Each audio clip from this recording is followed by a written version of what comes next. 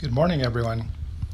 So I purchased two of these little plastic storage bins, and I'm going to start a project where I'm be raising snake hatchlings into adulthood, and hopefully in a couple years breed them.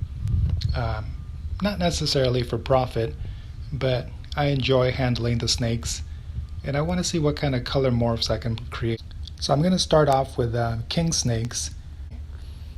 I think they're easy to handle. They're great eaters, and they sell for about maybe $100 for hatchlings. So I figure the batch is probably going to be like maybe a dozen.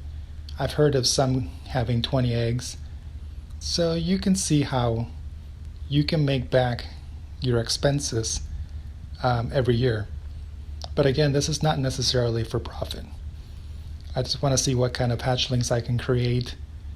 I like different colors, so I'll start with the natural, and maybe by breeding them you can find albinos or the hypomelanistic, etc. You get the picture.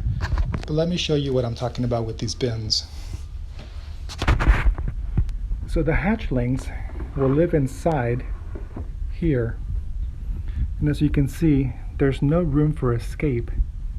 It closes very, very tightly. All I gotta do is drill some holes for air to come in. I'm thinking of gluing some sort of container here in the front and then putting like a little water dish inside of that container. That way they don't spill their water. And somewhere in the back I'm gonna have to put like a heating pad. That way they have a heat gradient from the back to the rear. From the rear to the front, I mean. It should be about 85 degrees to 90 degrees at the most in their heat spot, and the cool area should be in the low 80s.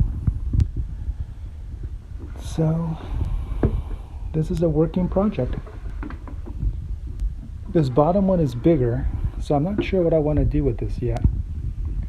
It's just taller, but it's not really longer or wider. So it's not big enough for a subadult or an adult. So maybe that's where I'll keep some of the spare aspen chips.